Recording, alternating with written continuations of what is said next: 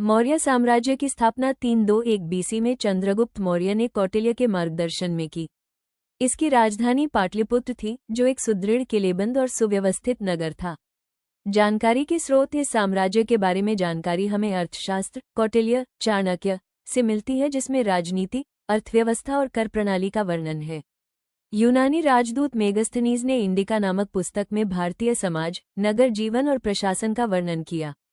इसके अलावा अशोक के अभिलेख भी इस काल के प्रत्यक्ष साक्ष्य हैं। अर्थव्यवस्था की बात करें तो किसानों से भूमि उपज का 1/6 भाग कर के रूप में लिया जाता था। राज्य का नियंत्रण नमक, वन और खनन पर था। व्यापार बहुत व्यापक था और रोम तथा मध्य एशिया तक फैला हुआ था। सार्वजनिक निर्माण कार्यों में सड़कें, कुएं, सराय और सिंचाई की व्यवस्था शामिल थी। प्रशासन बेहद व्यवस्थित थी। साम्राज्य की प्रशासनिक संरचना सम्राट प्रांत जिला गांव तक फैली थी। प्रमुख अधिकारी मौर्यकालीन प्रशासन में विभिन्न अधिकारियों की स्पष्ट भूमिकाएं निर्धारित थीं। संनिधाता उस समय का कोषाध्यक्ष था, जो राज्य की संपत्ति और खजाने का संरक्षण करता था। समाहर्ता राजस्व संग्रह का कार्य संभालता था और राज्य की आय का हिसाब रखता था। कानून और व्यवस्था बनाए रखने का दायित्व दंडपाल पर था। वहीं सेनापति सेना का प्रमुख था, जो युद्ध और रक्षा से संबंधित सभी कार्यों की देखरेख करता था। इस प्रकार मौर्य प्रशासन संगठित और सुव्यवस्थित था। सेना मेगस्थनीज के अनुसार मौर्यकाल की सेना प्राचीन विश्व की सबसे बड़ी स्थायी सेना थी। इसमें पैदल सेना, घुड़सवार, रथ और युद्ध हाथी शामिल थे। अशोक और धम्म कलिंग युद्ध के बाद अशोक ने धम्म नीति अपनाई, जिसमें अहिंसा, धार्मिक सहिष्णुता, सेवकों और प्राणियों के प्रति करुणा तथा नैतिक आचरण पर बल दिया गया। अशोक ने जनकल्याण के लिए अस्पताल, कुएं, वृक्षारोपण और धर्मसराय बनवाए। उसने बौद्ध धर्म का प्रचार श्रीलंका, मध्य एशिया और अन्य क्षेत्रों तक कराया।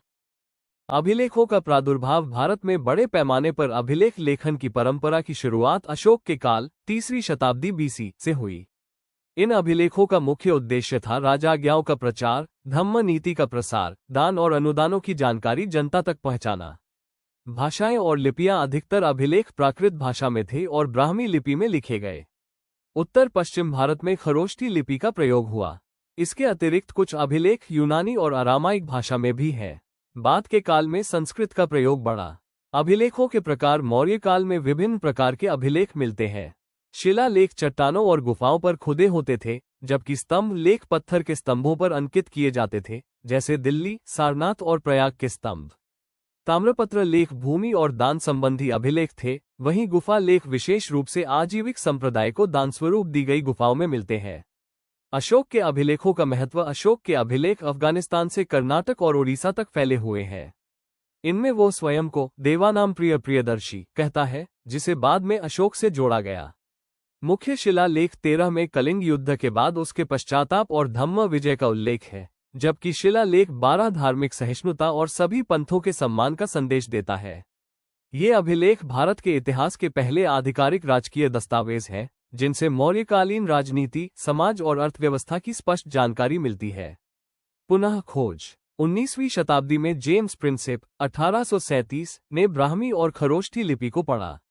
इसके बाद भारतीय प्राचीन इतिहास की समझ में एक नया अध्याय शुरू हुआ।